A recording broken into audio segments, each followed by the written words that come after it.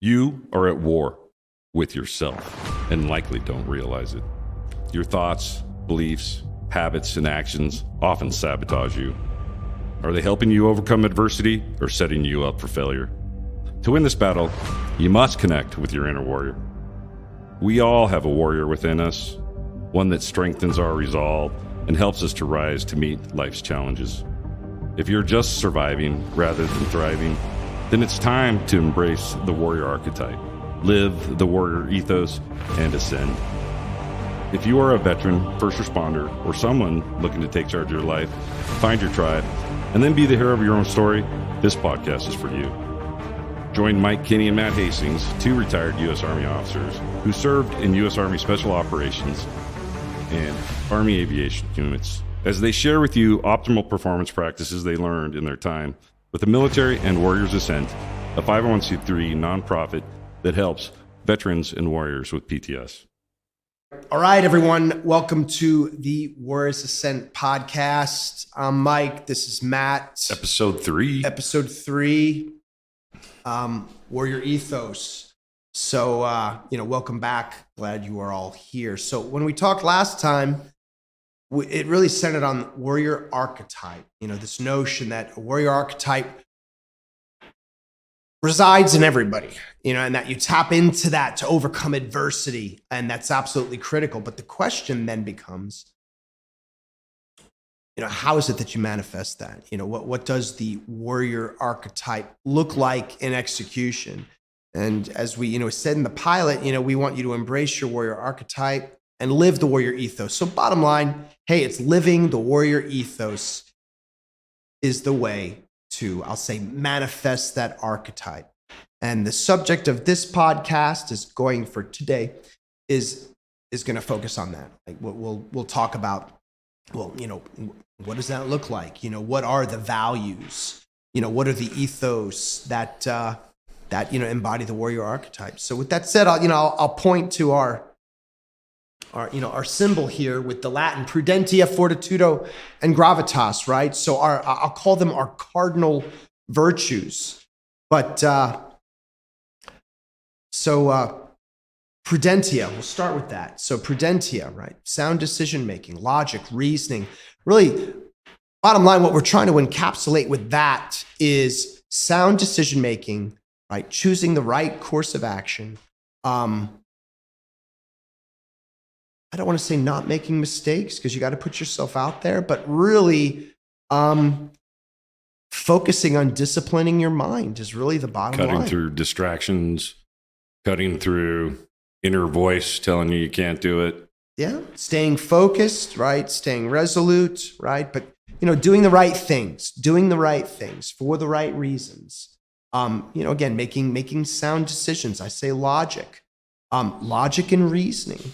We live now in an era where people are emoting, right? Emotions, right. And we are all emotional creatures, emotional beings. We get that.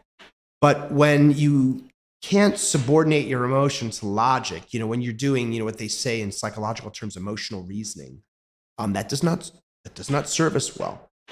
So that's why, for us, prudentia is I'll say a very important virtue because it drives and it governs behavior, our thoughts, discipline, all of that. And it's not to say that the warrior ethos doesn't incorporate emotion. It does. It just means that you are in command of your emotions. I love it. And that you are driving the ship, that you're not going to let chaos descend amongst your outcomes because you didn't embrace this. You didn't focus. You didn't have prudentia. No, I love it, man. No, exactly. Bottom line is, hey, if the Warriors got a degree of passion and conviction, we're not emotionless automatons. Right. To Matt's point, I mean, you've got that passion and that conviction, and that is an emotion, but never to the point where it's not governed by logic and reasoning, because then it's unbridled, and you run into real issues there. You're doing emotional reasoning, and I think as many can attest that doesn't always end well, right? So that's why we find that to be so important. The next one is fortitude.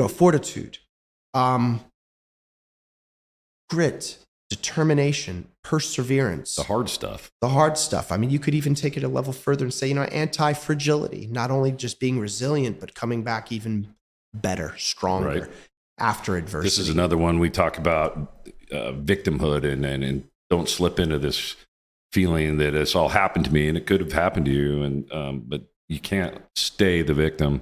You just can't. I mean, to your point, what we that say, grit, that dedication, that's, the resiliency, those words, what that means is all those words are the hard leg work it takes. Right. And that's the stuff that's really, unless you're a certain kind of person, you may not make it. Yeah. Through whatever it is, fortitude. That's right. The fortitude, the ability to persevere. But what I was going to say is, Warriors Ascent, we like to say, hey, bad things happen to good people. We see that all the time. Right. With our veterans and first responders, many of whom have been through some really bad situations, whether in the conduct of their jobs or even just like in childhood and stuff like that. So bad things happen to good people, and we get that. But really, in terms of fortitude, it is, it may not be your fault, as they say. I think that's, but there's a way to turn it into strength somehow. Yeah. I mean, may not be your fault that something bad happened to you, but it's your responsibility in terms of how it is that you're going to move past that. And that really, quite frankly, is where fortitude comes in. Is, all right, I've got to move past this. I've got to deal with this. I've got to overcome this. And that's absolutely critical. Because the or else is what? I mean, right. It has to work because it has to work. That's sometimes what I would say. And it's, it seems like a bad cliche or whatever, but there's times when you just got to get through something. And the only really way to do is grit your teeth and let it happen, and be strong. Yeah. And last, in as much as, our symbol is concerned, but gravitas, so translates literally into gravity, but you will say the gravity of the situation, right? But that really is intended to be, I'll say, somewhat of a catch-all, where we're talking about, solemnity, commitment, really trying to embody, a solemn commitment to the task at hand, duty, responsibility, seriousness, this notion that, hey, I don't take this endeavor lightly. I'm going into this with solemn commitment to either serve or to persevere or to be better. And I think why that's important, again, today is because people are driven to distraction. That commitment that I will commit to this endeavor in the long haul, or to being a good father, good husband, a good man, good woman, whatever it might be. I mean, that is a solemn commitment that is not to be taken lightly. And that's why we have that as one of our cardinal virtues. And then, of course, the Vincent K. Vincent, which is, he conquers who conquers himself. So a constant reminder that, hey, when life assails you and your I'll say your human default is that, oh my God, why is this happening to me? You got to do your own work, right? Don't play the victim. Figure out, okay, what is it that I can control? What can I control? What can I do? What can I do to move forward? And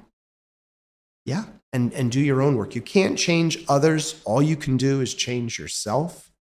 And, say that level of agency, understanding that, you do have that agency over your thoughts, over your emotions and actions. That's super important. And I think, I want to say I'll attribute it to General Krulak when he was Marine Corps Commandant. I want to say one of the things that he changed in Marine Basic was empowering young Marines to,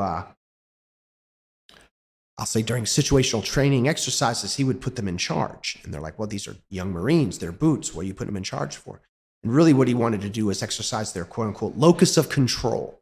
This notion that, you do have control, right, of certain things. And you when in charge, take charge. And that's empowering, and then that is a fundamental human need.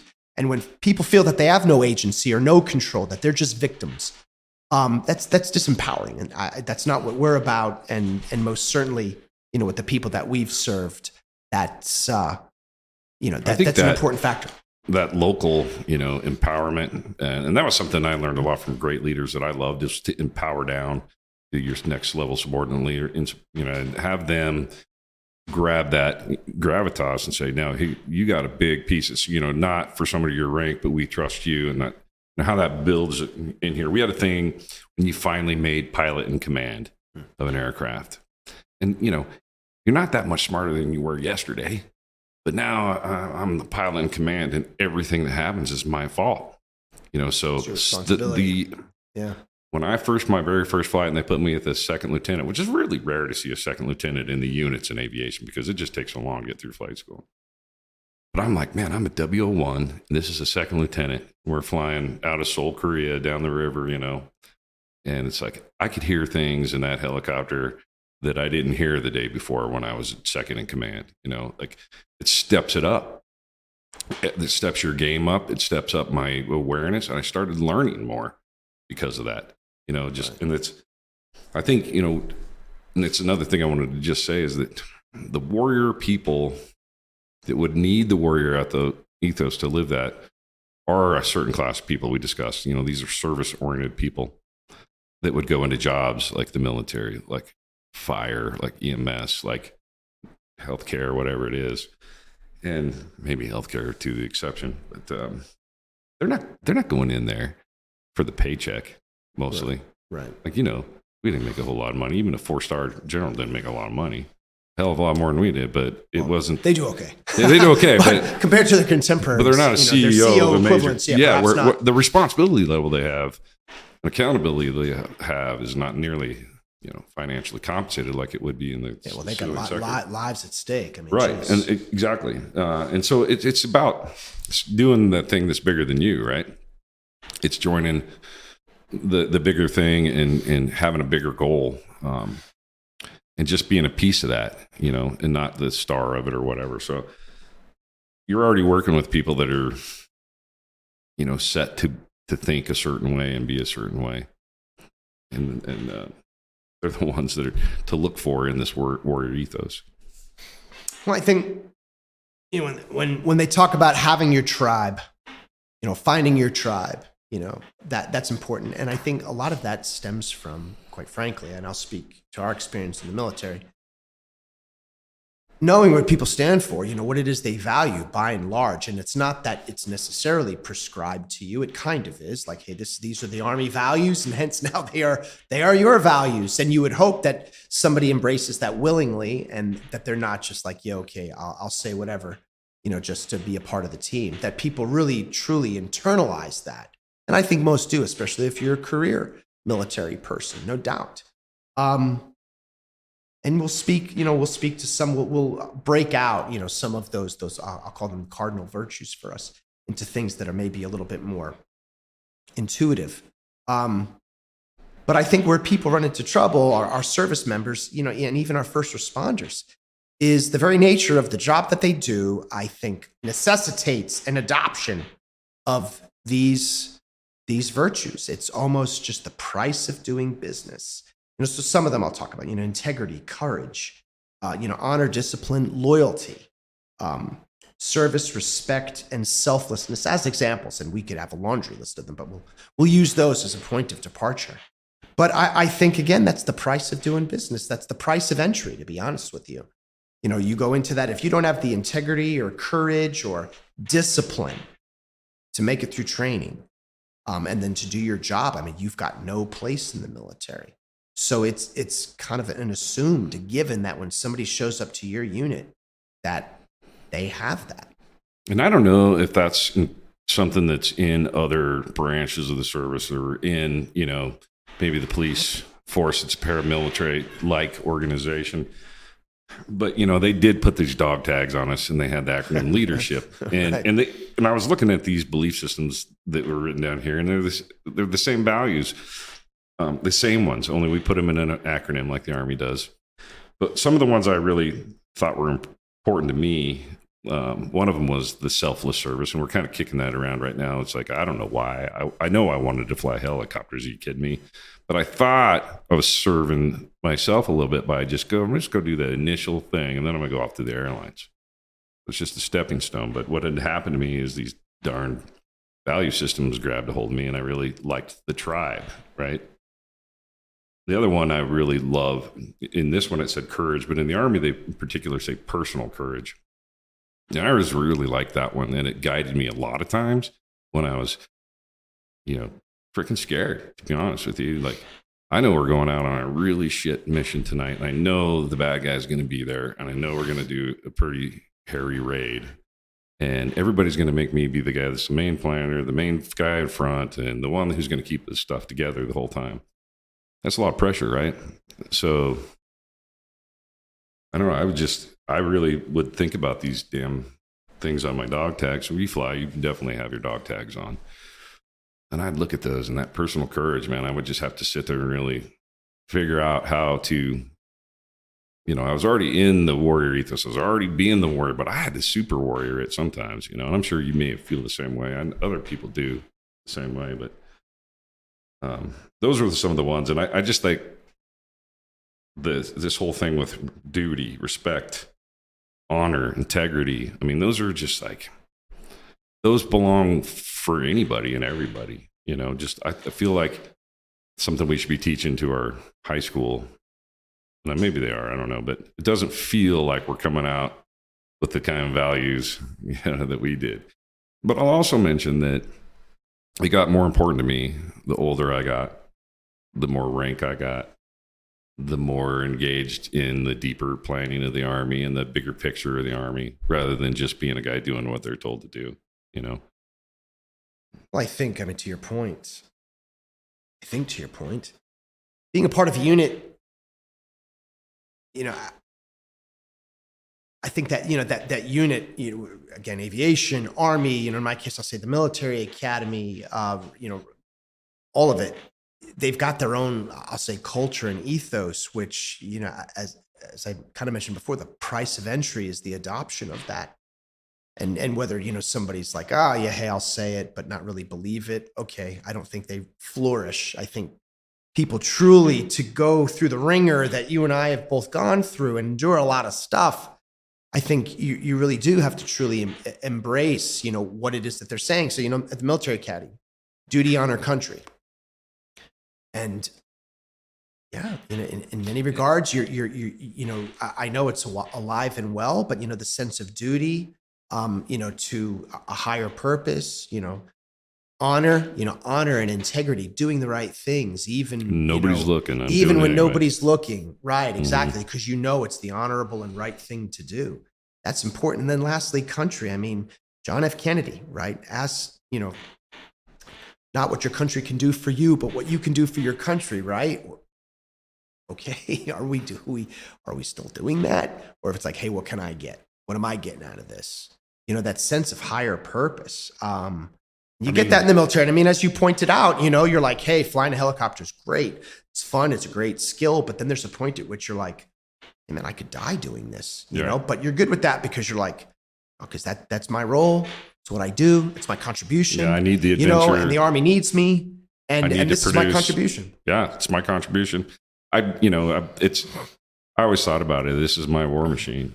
This is how I bring it to the enemy. And it may not be what everybody thinks about when they go to watch, Navy SEALs or whatever on TV or on the movies.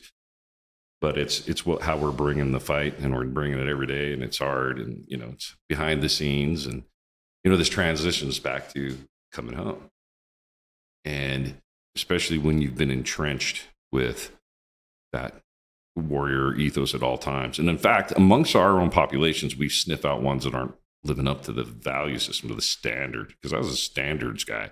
And I'll find you not living up to my standard, and I'll bring you up to the standard. Right. But then when we get home, I think for me, it was at every deployment return, driving around and just noticing nobody cares. Nobody cares. And then once I retired, it got really bad for me. Seeing the lack of, anybody living by these unbelievably good value systems, loyalty, duty, respect, or thinking that I already have those inherently. You have to treat me a certain way. You must already give me respect without any earning of that respect. or the fact that people could speak to me in a disrespectful way, and I'm thinking, do you have any idea? And it's like once you start telling yourself, do you know what I've done for you? That's time to me, it was like time to not have those conversations. Yeah, I mean, I hear you there, because a lot of people don't understand. They don't understand what you've been through. But the other thing too is kind of like entitlement versus rite of passage. That's another thing in military, obviously very structured. You have to earn it. You come up through the ranks. You're not given anything. You've got to go through all the wickets. CW1, right? Second lieutenant, boom, boom, boom, boom, boom, and you're doing crappy jobs. You're doing the extra duty that nobody wants to do.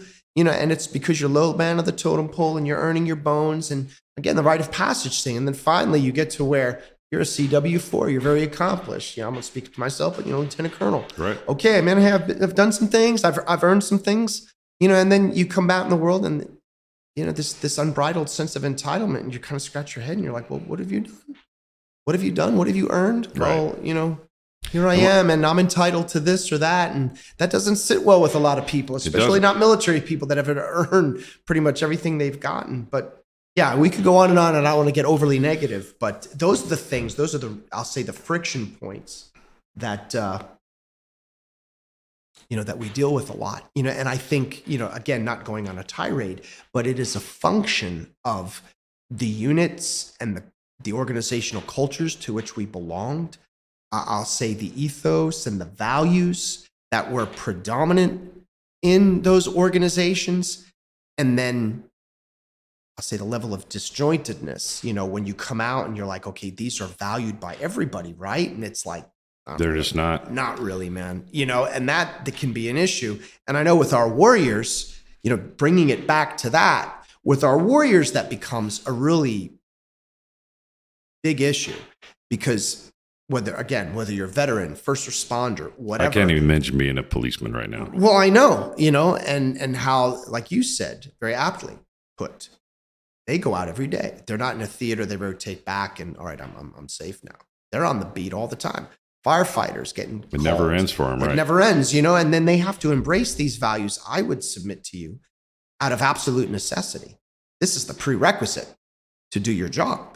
And then, when they're faced with other people that just kind of don't understand or don't care, or even more, not even don't care, they just don't value it. Yeah, they don't value it, and you're providing them a service to the community, and they don't even understand.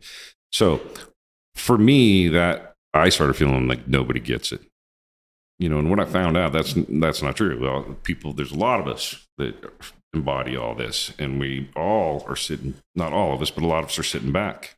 But what we can do here, and I think what this is all about, is starting this movement, of don't take this anymore. We're not victims. We've got a lot to give, and we have these values that we already understand. We already know how to bring our warrior. We may not know how to turn it off. We may need some adjustments here and there, but there's a lot of help out there. And Warrior's Ascent is my favorite one, and the one I'm going to spend all my time on because it worked for me, and that's all that I needed to say for me. But I think that when you do discover, and there's a cohort happening right now, and they come in, they're quiet, and it takes them some time to realize, hey, these people all around me, they all think like I think. They have the value system I have. They're going through similar things, looking at people that don't value what they value, and we can have our own communities again, our own tribes again. We just have to stitch these networks of people together that are there, helping each other with this quest, this journey of, finding out how to become that enlightened warrior, or that, the queen, or the lover, the empath, whatever we need help with. In particular, I think we're experts at the warrior piece. We're trying to be. I'm trying to learn from you and continue my journey through life. But I've learned a lot about this, and I think that structuring this thought pattern in this manner has been very effective for me.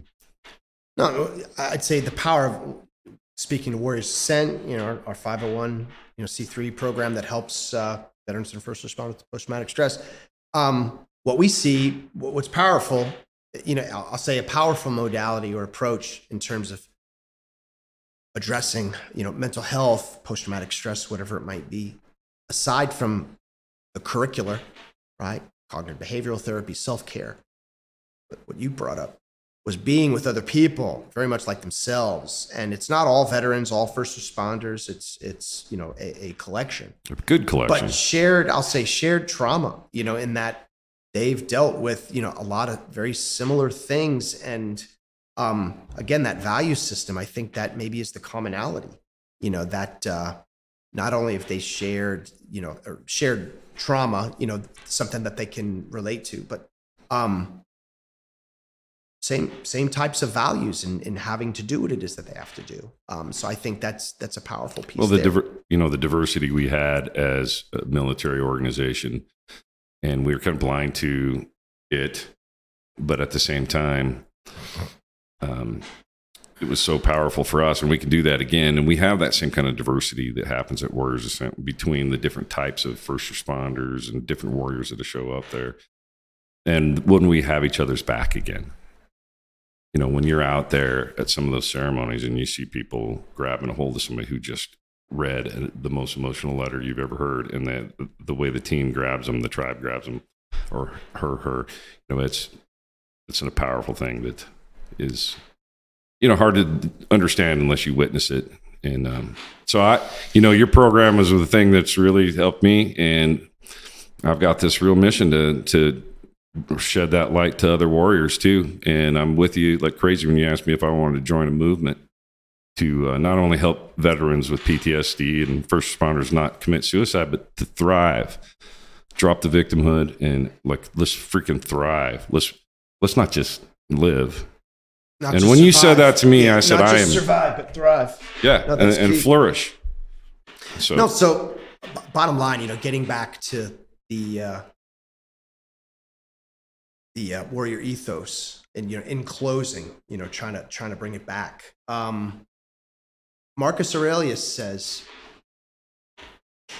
"Waste no more time talking about what a good man is.